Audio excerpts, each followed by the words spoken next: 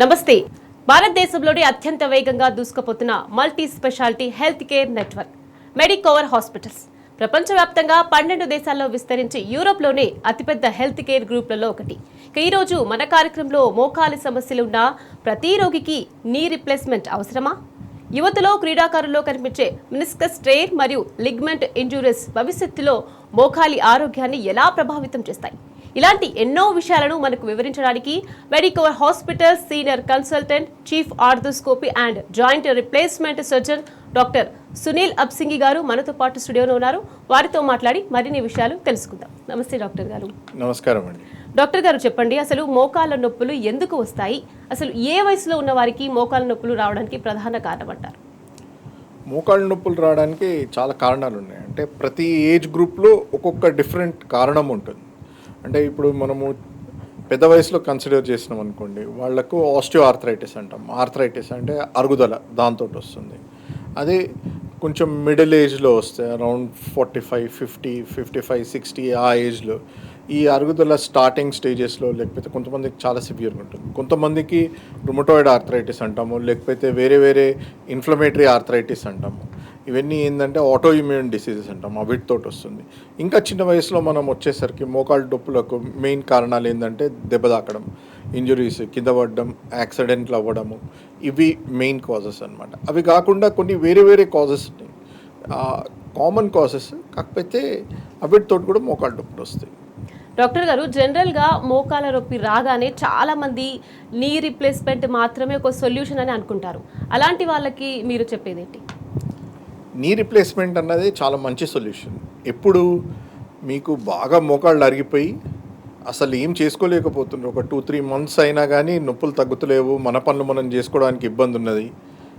Age అన్నిటికంటే most important thing. ఇప్పుడు మీ age 60-65 కంటే ఎక్కువ ఉందనుకోండి, అప్పుడు నీ రిప్లేస్మెంట్ బెస్ట్ సొల్యూషన్. కాకపోతే చిన్న ఏజ్లో ఉన్నప్పుడు 45, 50, 55 ఈ ఏజ్ వాళ్లకు నీ రిప్లేస్మెంట్ అన్నది అంత మంచి ఆప్షన్ కాదు. నీ ప్రిజర్వేషన్ అంటే ఏంటి అసలు? ఈ చిన్న ఏజ్లో ఉన్న వాళ్ళకి, ఎవరైతే అంటే 45, 50, 55 ఉన్నారో వాళ్లకు నీ రిప్లేస్మెంట్ తోటి ప్రాబ్లం ఏందనేది మనం ఫస్ట్ ఇచ్చేద్దాం. నీ రిప్లేస్మెంట్ తోటి ప్రాబ్లం ఏంది? ఈ ఆర్టిఫిషియల్ జాయింట్ ఏదైతే ఉంటుందో అది ఎప్పుడు కూడా మనకు దేవుడు ఇచ్చిన జాయింట్ లాగా పనిచేయదు. ఆర్టిఫిషియల్ జాయింట్ దాని లైఫ్ లిమిటెడ్ ఉంటుంది. ఈ యంగర్ ఏజ్ గ్రూప్లో అది లూజ్ అయిపోయే ఛాన్సెస్ చాలా ఎక్కువ ఉంటాయి. మల్టిపుల్ సర్జరీస్ అవసరం పడే ఛాన్సెస్ చాలా ఎక్కువ ఉంటాయి. ఇంకోటి ఫంక్షన్, ఆ నీ రిప్లేస్మెంట్ యొక్క ఫంక్షన్ ఏదైతే ఉన్నదో అది మనకు న్యాచురల్ నీ లాగా ఉండదు. దాంతో మనము అన్నీ హార్డ్ పనులన్నీ చేసుకోలేము. ఇప్పుడు కొంతమంది వస్తారు మా దగ్గరికి, స్పోర్ట్స్ మెన్ ఉంటారు, లేకపోతే యాక్టివ్గా ఉండాలనుకుంటారు, లేకపోతే ఫార్మర్స్ ఉంటారు, వాళ్లకు పొలంలో పనులు చేసుకోవాల్సి ఉంటుంది. వాళ్లకు మనం నీ రిప్లేస్మెంట్ చేసినాం అనుకోండి, ఏమవుతుంది, వాళ్ళ డైలీ వృత్తి ఏదైతే ఉన్నదో అదే చేసుకోరాకుండా అయిపోతుంది. సో వాళ్లకు ఈ నీ రిప్లేస్మెంట్ నుండి కాపాడడం అన్నదే మనము నీ ప్రిజర్వేషన్ అంటాం.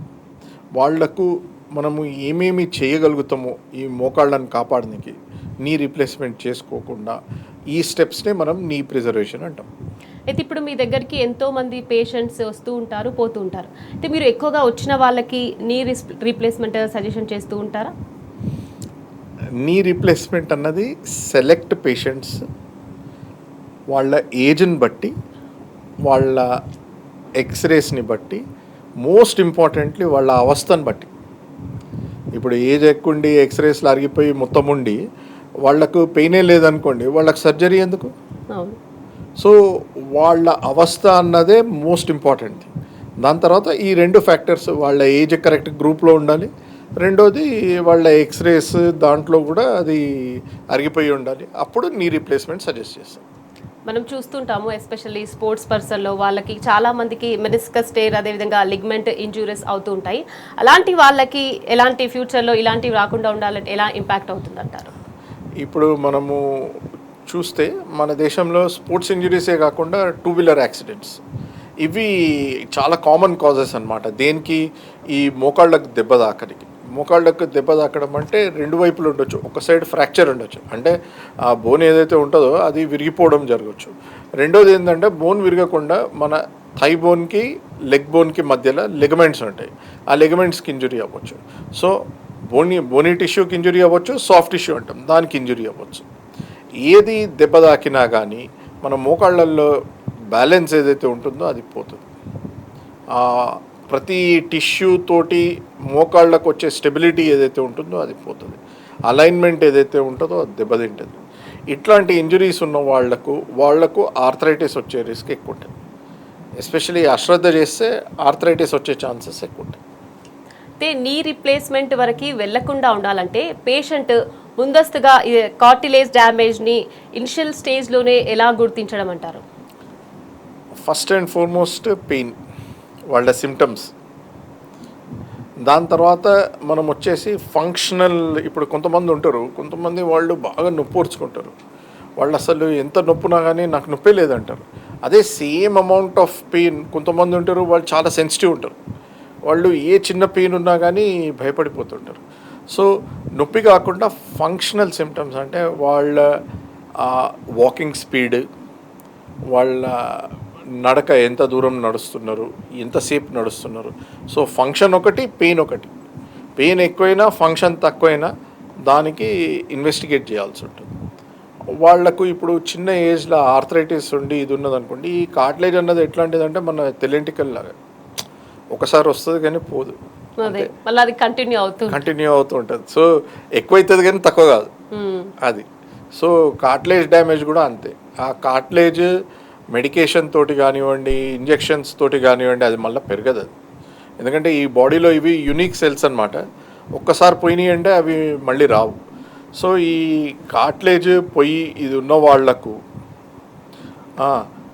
మోస్ట్ ఇంపార్టెంట్ థింగ్ ఏంటంటే, ఒకటి కాళ్ళల్లో స్ట్రెంగ్త్ పెంచుకోవడము, రెండోది వచ్చేసి వెయిట్ తగ్గడం. ఈ రెండిటితోటి చాలామందికి నొప్పులు తగ్గుతాయి. వాళ్లకు ఈ నీ రీప్లేస్మెంట్ గురించి ఆలోచించే అవసరం తగ్గుతుంది. డాక్టర్ గారు, ఎస్పెషల్లీ ఇలా నీ పెయిన్ రావడానికి ప్రధాన కారణం మన లైఫ్ స్టైల్, అదేవిధంగా మనం తీసుకునే ఫుడ్, ఇవన్నీ ఆధారపడి ఉంటుంది అనుకోవచ్చు అంటారా? అవన్నీ ఉంటాయి. ఇప్పుడు మీరు ఆలోచించండి, మనకి ఎప్పుడైతే ఇండిపెండెన్స్ వచ్చిందో అప్పుడు లైఫ్ ఎక్స్పెక్టెన్సీ 45 ఏళ్ళు ఉండే. ఇప్పుడు 70-75 ఏళ్ళు ఉండడం అన్నది, బతకడం అన్నది ఇట్ ఈస్ వెరీ కామన్. ఇంకా 70-75 మించి కూడా బతుకుతున్నారు. సో ఇప్పుడు ఏంటంటే, మనము ఆ లైఫ్ ఎక్స్పెక్టెన్సీ ఏదైతే పెరిగిందో దానికి మన బాడీస్ అడ్జస్ట్ కావాలి ఇంకా. సో మనము ఏంటంటే, ఒకటి మన లైఫ్ స్టైల్ అంటే మనం మన నీని ఎంత డ్యామేజ్ చేసుకున్నాము, ఈ స్పోర్ట్స్ ఇంజరీస్ కానివ్వండి, మోటార్ సైకిల్ యాక్సిడెంట్స్ కానివ్వండి, లేకపోతే వేరే వేరే టైప్స్ ఆఫ్ ఇంజురీస్ ఒకటి. రెండోది వచ్చేసి మన హెల్త్, మనం ఎట్లా మెయింటైన్ చేసుకున్నాము, వెయిట్ ఎంత ఉన్నది, ఎక్సర్సైజ్ ఎంత చేస్తాము, మసిల్స్ ఎంత స్ట్రాంగ్ ఉన్నాయో, ఇదొకటి. సరేనా? ఇవన్నిటి ఇన్ఫ్లుయెన్స్ తోటి మన నీ హెల్త్ అన్నది డిసైడ్ అవుతుంది. సో ప్రతి ఒక్క అంశం ఏదైతే ఉన్నదో అన్నీ ఇంపార్టెంట్. ఇది ఎక్కువ ఇంపార్టెంట్, అది తక్కువ అని మనం అనలేము. డాక్టర్ గారు, అదేవిధంగా నాక్ నీ వాళ్ళు, బోలెక్స్ వాళ్ళు ఉంటారు కదా, వాళ్ళకి నీ పెయిన్ రావడానికి ఎలాంటి ప్రభావం ఉంటుంది, వాళ్ళ మీద ఎలా ఎఫెక్ట్ అవుతుంది అంటారు? ఇప్పుడు మనము చూస్తుంటాం కదా, మన ఇంట్లో పెద్ద మనుషులకు వాళ్లకు ఎవరికైతే మోకాళ్ళు అరిగిపోతాయో 2 కాళ్ళు ఇట్లా బెండ్ అయిపోతాయి, మొత్తం సి షేప్లో బెండ్ అవుతాయి. కొంతమందికి అవతల వైపు బెండ్ అవుతాయి, కొంతమందికి ఇట్లా సి షేప్లో బెండ్ అవుతాయి. సో ఈ బెండ్ అవ్వడంతో కాళ్ళు ఏమవుతుందంటే, ఆ కాళ్ళ మీద పడే వెయిట్ ఏదైతే ఉంటుందో అది ఒక చిన్న ఏరియా మీద కాన్సన్ట్రేట్ అయిపోతుంది. కాన్సన్ట్రేట్ అయిపోయి అక్కడి నుండి అరుగుదల మొదలవుతుంది. సో ఆ వెయిట్ కాన్సన్ట్రేట్ అయిపోయి అరుగుదల మొదలైంది అంటే, ఆ డిఫార్మిటీ అంటే ఆ కాళ్ళు అట్లనే బెండ్ ఉన్నాయి అనుకోండి, ఏమవుతుంది, అది ఆ చిన్న ఏరియా ఏదైతే ఎఫెక్ట్ అయిపోయిందో అది పెద్దగైతూ ఉంటుంది, నిదానంగా అది పెద్దగైతూ ఉంటుంది. కొంతమందికి ఏమవుతుంది అంటే, ఇట్లాంటి డిఫార్మిటీస్ చిన్న వయసులోనే కనిపిస్తాయి. 40, 45, 55 ఏళ్లకు ఇట్లాంటి డిఫార్మిటీ కనిపించడం అన్నది చాలా కామన్, అంత అన్కామన్ ఏమీ కాదు. సో ఇట్లాంటి వాళ్లకు మోకాళ్ళు ప్రిజర్వ్ చేయడం అన్నది చాలా ఇంపార్టెంట్. వీళ్ళకి ఇప్పుడు 40, 45, 50, 55 ఏళ్లకు నీ రీప్లేస్మెంట్ చేయించుకోవడం అన్నది అంత మంచి ఐడియా కాదు. ఇట్లా ఉన్న వాళ్లకు ఆ డిఫార్మిటీ అంటే ఆ కాళ్ళ వంకర ఏదైతే ఉన్నదో దాన్ని కరెక్ట్ చేస్తే వీళ్లకు నీ రీప్లేస్మెంట్ని మనము చాలా సంవత్సరాల వరకు పోస్ట్పోన్ చేయొచ్చు. సో వాళ్ళు పోస్ట్పోన్ చేయడమే కాకుండా ఇట్లాంటి సర్జరీస్ తోటి వాళ్ళు యాక్టివ్ లైఫ్ లీడ్ చేస్తారు. డాక్టర్ గారు మనం చూసుకుంటే ఒకప్పుడు ఇప్పుడు నీ పెయిన్ అనేది రావడానికి 50+ ఏజ్ వాళ్ళకి వస్తుంది అని ఉండే. బట్ ఈ జనరేషన్లో ఏమైందంటే 30 ఇయర్స్ ఏజ్ అనేది లేకుండా ఏజ్ వాళ్ళకైనా ఇలా నీ పెయిన్ వస్తూనే ఉంది. అసలు ఇలా రావడానికి ప్రధాన కారణం అంటే ఏమని చెప్తారు? ఇంతకుముందు మనం మాట్లాడినట్టు దీనికి ప్రతి ఏజ్కి ఒక్కొక్క కారణం ఉంది. ఇప్పుడు జనరేషన్ ఏమున్నది చెప్పండి. ఇప్పుడు అందరూ మీరు ఎక్కడ చూసినా కానీ ప్రతి ఒక్కళ్ళు ఫోన్లో వీడియోస్. సో అందరూ అదే చూస్తున్నారు. ఎక్సర్సైజ్ అదంతా తగ్గిపోయింది. సెడెంటరీ లైఫ్ స్టైల్ ఎక్కువైపోయింది. సో ఇవన్నీ ఏంటంటే ఆల్రెడీ డీజనరేట్ అయ్యే జాయింట్ని ఇంకా ఎక్కువ డీజనరేట్ చేస్తుంది. సో ఆ లైఫ్ స్టైల్ తోటి చాలామందికి నొప్పులు వస్తున్నాయి. అదే కాకుండా ఇప్పుడు ఈ జనరేషన్లో వాళ్ళు యాక్టివ్ జనరేషన్. ఒక దగ్గర కూర్చునేటోళ్ళు కాదు. ఇప్పుడు మీరు చూడండి, హైదరాబాద్ చుట్టూ ఎన్ని క్రికెట్ స్టేడియం గ్రౌండ్స్ అయినాయి, ఎంతమంది స్పోర్ట్స్లో యాక్టివ్గా పార్టిసిపేట్ చేస్తున్నారు, ఎన్ని టెన్నిస్ కోర్ట్స్ ఉన్నాయి, పికిల్ బాల్ కోర్ట్స్ అన్నీ ప్రతి ఒక్కటి ఎక్కువైంది కదా. సో ఇవన్నిటితోటి కూడా మన నీ మీద అంతే లోడ్ ఎక్కువ పడుతుంటుంది. సో ఇవన్నీ మన నీ హెల్త్కి కాంట్రిబ్యూట్ చేస్తుంటాయి. డాక్టర్ గారు అసలు హెచ్టిఓ అంటే ఏంటి? హెచ్టిఓ అన్నది చాలా పాత సర్జరీ. దీన్ని హై టిబియల్ ఆస్టియోటమీ అంటాం. ఇది ఇప్పుడు ఈ మోకాళ్ళ మార్పిడి కంటే ముందు నుండి యూజ్ చేస్తున్న సర్జరీ. ఇది ఏంటంటే ఎవరికైతే కాళ్ళు వంకరు ఉన్నాయో, మనం ఇంతకుముందు మాట్లాడినాం కదా, కొంతమందికి లోపల వైపు ఉంటాయి, కొంతమందికి అవతల వైపు ఉంటాయి. ఈ కాళ్ళు వంకరు ఉన్న వాళ్ళకు ఆ వంకర ఎక్కడ ఇదవుతున్నది, దాంతో వెయిట్ మీద, ఈ మోకాళ్ళ మీద పడే బరువు మీద ఎట్లా ఇన్ఫ్లుయెన్స్ ఉన్నది అన్నది ఫస్ట్ స్టడీ చేసి ఆ డిఫార్మిటీ ఏదైతే ఉన్నదో, ఆ వంకర ఏదైతే ఉన్నదో దాన్ని స్ట్రైట్ చేయడం, అది హై టిబియల్ ఆస్టియోటమీ. దాంతో ఏమవుతుందంటే మీకు మీ మోకాళ్ళ మీద పడే వెయిట్ ఏదైతే ఉన్నదో అది ఒక ఏరియాలో కాన్సన్ట్రేట్ అవుతున్న దాన్ని మనము నార్మల్ ఉన్న ఏరియాకే షిఫ్ట్ చేస్తాం. ఈ షిఫ్ట్ చేయడంతో ఏమవుతుందంటే ఆ మోకాళ్ళ నొప్పి అన్నది తగ్గుతుంది. దాని తర్వాత వాళ్ళ యాక్టివిటీ లెవెల్స్ పెరుగుతాయి. మీకు అసలు చెప్పాలంటే చాలామంది ఆర్థోపెడిక్ సర్జన్స్ ఎవరికైతే మోకాళ్ళ అరుగుదల ఉన్నదో వాళ్ళు కూడా పోయి ఇదే సర్జరీ చేయించుకుంటున్నారు. ఎందుకు చేయించుకుంటున్నారు ఈ సర్జరీ?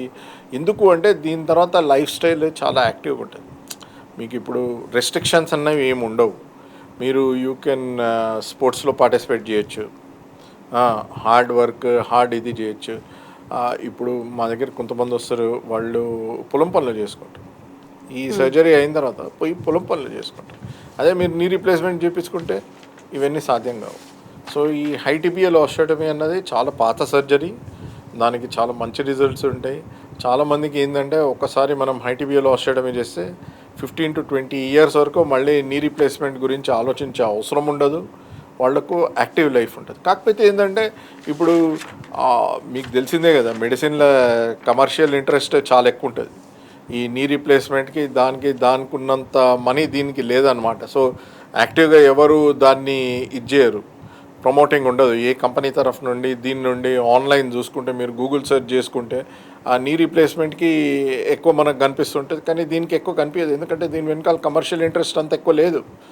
కాకపోతే మనము కంపేర్ చేసుకుంటే చిన్న వయసులో మోకాళ్ళ నొప్పులు ఉండి అవస్థ ఉండి కష్టపడేటి వాళ్లకు ఈ హై టిబియల్ ఆస్టియోటమీ అనేది చాలా మంచి ప్రొసీజర్. దాంతో చాలా మంచి రిజల్ట్స్ ఉంటాయి. డాక్టర్ గారు ఇప్పుడు మనం చూస్తుంటాం చాలా మంది మోకాళ్ళ నొప్పులు ఉన్న వాళ్ళు ఇలా యోగా చేయాలి, జిమ్ చేయాలి, ఇలా చేయడం వల్ల ఏంటంటే బరువు తగ్గడం వల్ల ఆటోమేటిక్గా మోకాళ్ళ నొప్పి కూడా తగ్గుతుంది అని చాలా మంది అంటూ ఉంటారు. అంటే ఇది ఎంతవరకు కరెక్ట్ అంటారు?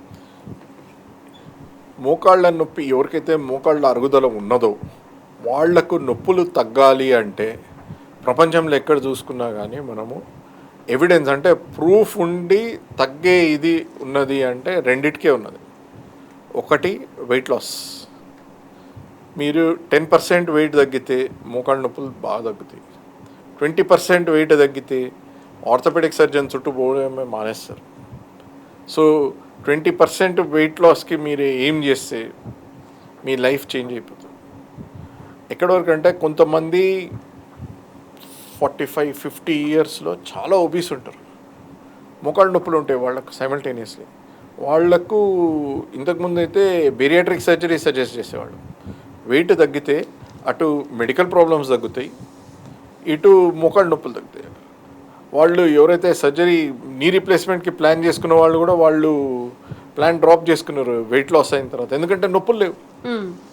సో అది చాలా ఇది ఇప్పుడు కొత్తగా వచ్చిన ఇంజెక్షన్స్ ఎవరైతే బాగా వెయిట్ ఉండి షుగర్ ఉండి ఇవన్నీ ప్రాబ్లమ్స్ తోటి ఇది చేస్తున్నారో వాళ్ళ ఫిజిషియన్ తోటి మాట్లాడవచ్చు యాక్చువల్గా. ఈ వెయిట్ లాస్ ఇంజెక్షన్స్ తోటి వెయిట్ తగ్గించి అటు మెడికల్ ప్రాబ్లమ్స్ తగ్గుతాయి, ఇటు మోకాళ్ళ నొప్పులు తగ్గుతాయి. వాళ్ళకు రెండింటికి హెల్ప్ అవుతుంది. రెండోది వచ్చేసి ఎక్సర్సైజ్ ఎందుకు చేయాలంటే మన కాళ్ళల్లో మసిల్స్ ఏవైతే ఉన్నాయో అవి షాక్ అబ్జార్బర్స్ లాగా పనిచేస్తాయి. సో ఈ షాక్ అబ్జార్బర్లను మనము స్ట్రెంథెన్ చేసుకోవడము, బలపరచుకోవడము ఇది మన చేతిలో ఉన్నమాట. సో ఎక్సర్సైజ్ ఖచ్చితంగా చేయాలి. కాకపోతే ఎట్లాంటి ఎక్సర్సైజ్ చేయాలి ఇది పెద్ద క్వశ్చన్. ఈ మోకాళ్ళ నొప్పులు ఉండి అరుగుదల మొదలైన వాళ్లకు రన్నింగ్, జంపింగ్, డాన్సింగ్ ఇట్లాంటివి మంచి ఎక్సర్సైజ్లు కావు. వీటితోటి ఇంకెక్కువ అరుగుదల అయ్యే ఛాన్సెస్ ఉంటుంది. సో వాళ్లకు ఏంటంటే ఆ ఇంపాక్ట్ లేకుండా ఇంపాక్ట్ తక్కువ ఉండే ఇది మంచిగా ఉంటుంది ఎక్సర్సైజ్. ఎట్లాంటిదంటే సైక్లింగ్, స్విమ్మింగ్ ఇవి చాలా మంచివి వాళ్ళకు.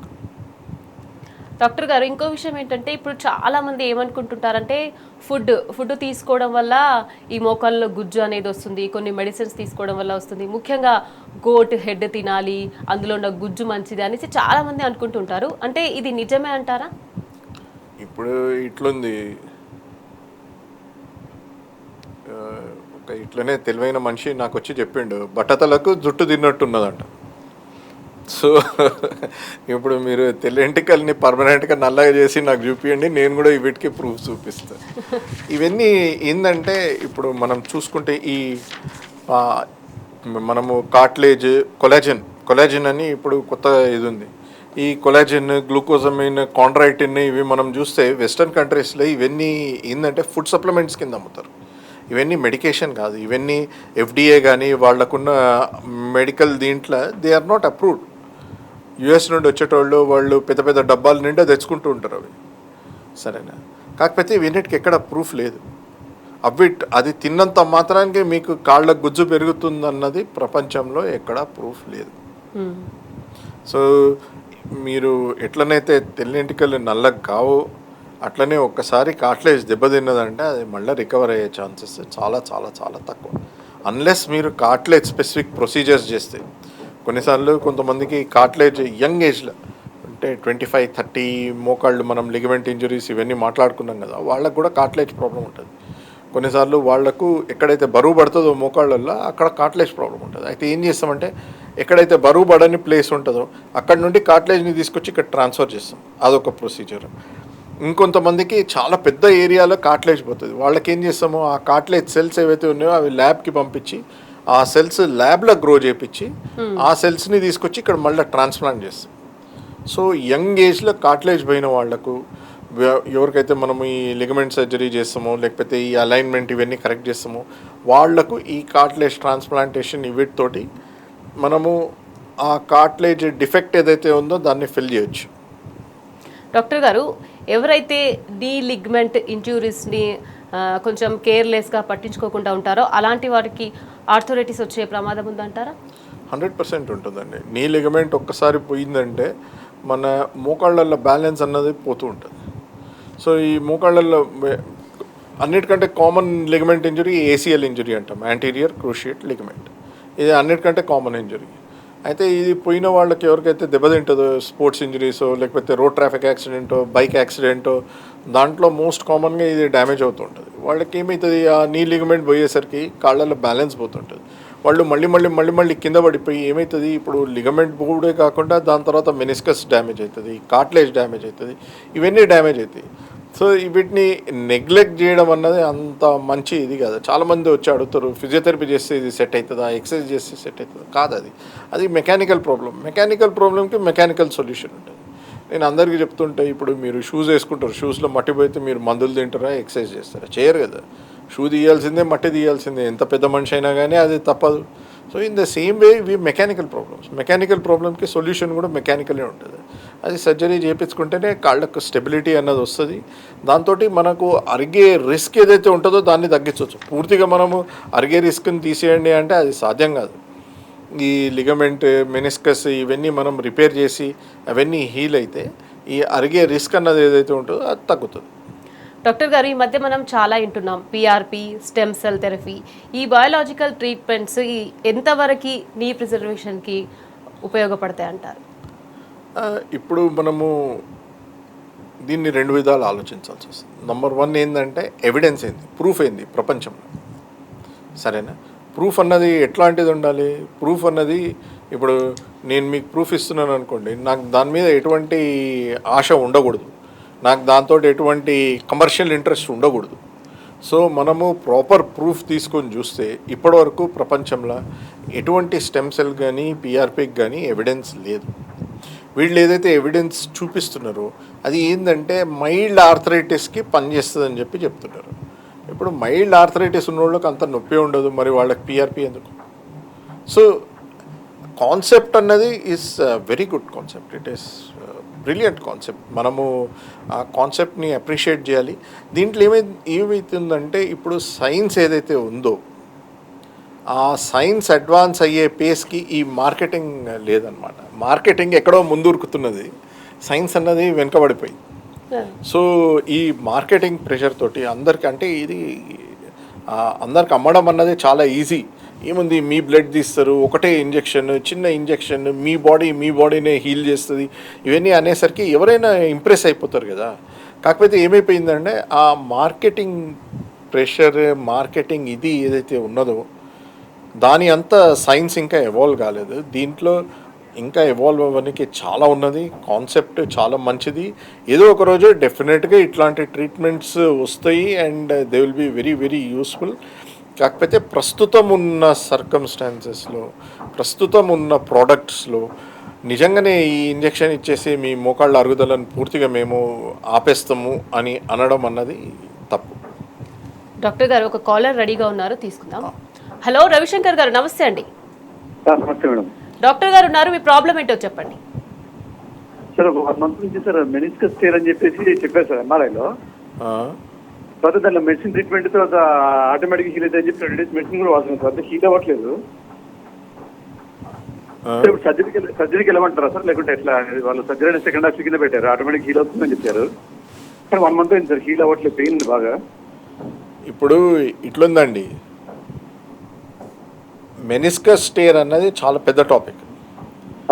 ప్రతి మెనిస్కస్ స్టేర్కి సర్జరీ అవసరం ఉండదు మళ్ళీ, సరేనా?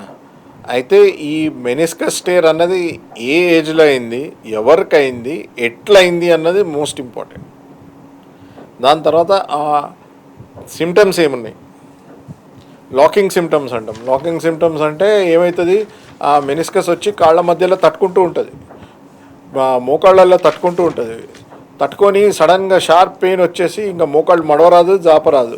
కాకపోతే కొంచెం సేపు అయిన తర్వాత అదే పక్కకు జరుగుతుంది, దాని తర్వాత మీ సిమ్టమ్స్ అన్నీ తగ్గుతాయి.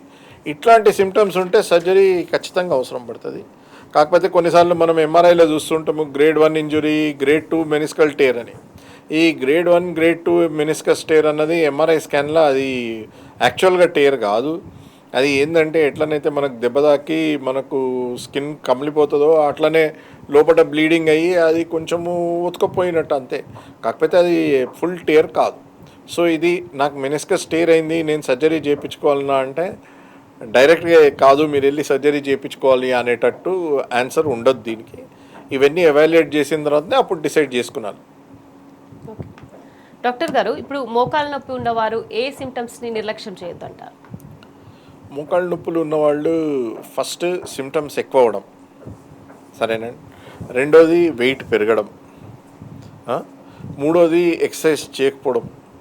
ఇవన్నిటిని చాలా జాగ్రత్తగా ఇది చేసుకోవాలి. ఎందుకంటే ఇప్పుడు వెయిట్ పెరుగుతుంది, ఎస్పెషలీ లేడీస్ 40-45 హార్మోనల్ చేంజెస్ అవుతూ ఉంటాయి, థైరాయిడ్ ప్రాబ్లమ్స్ వస్తూ ఉంటాయి. ఇవన్నిటితోటి వాళ్ళ వెయిట్ పెరుగుతూ ఉంటుంది ఆ ఏజ్లో, మెనోపాజ్ వచ్చే ఏజ్లో. సో వాళ్ళు చాలా జాగ్రత్తగా ఉండాలి, ఇవన్నిటిని కంట్రోల్ చేసుకొని ఇది చేసుకోవాలి.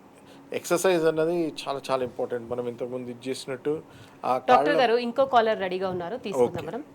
హలో భద్రయ్య గారు, నమస్తే అండి. నమస్కారం అండి. ఇక్కడ డాక్టర్ గారు ఉన్నారు, మీ సమస్య ఏంటో చెప్పండి. నాకు ఈ నడువులో బ్యాలెన్స్ సైడ్కి రావట్లేదండి. ఎక్స్రే తీసి రిపోర్ట్ వచ్చిన తర్వాత చూస్తే బాల్ అరుగుదల అయింది, కిడ్నీ పక్కన బాల్ ఉంటుంది, బాల్ అరుగుదల అయింది, ఆపరేషన్ పడుతున్నారండి. నడుములో అంటే తుంటినా అండి? 20 అండి. ఆ, తుంటి తుంటి అరిగితే హిప్ రీప్లేస్మెంట్ చేయించుకోవడం అనేది చాలా మంచి సర్జరీ. ఇప్పుడు మీ వయసుని బట్టి ఉంటుంది.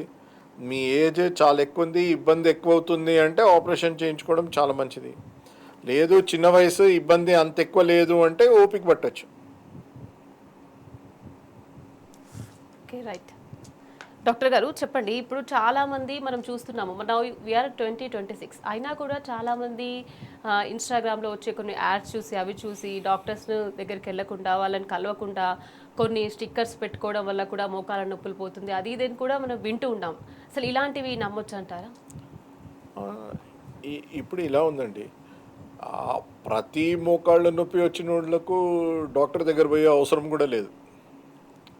అది కూడా కరెక్టే, సరేనండి. చాలా మటుకు చాలామందికి చిన్న చిన్న పెయిన్స్ వస్తాయి, అవి కొంచెం ఉపయోగపడితే అవే తగ్గిపోతాయి. సో ప్రతి ఒక్కళ్ళు మా దగ్గరకు వచ్చే అవసరం కూడా లేదు. ఎందుకంటే మా దగ్గర రాగానే మేము ఎక్స్రే చేస్తాము, ఎంఆర్ఐ స్కాన్ అంటాము, మళ్ళీ ఏదో కొత్త రోగం మీకు అంటగడతాము.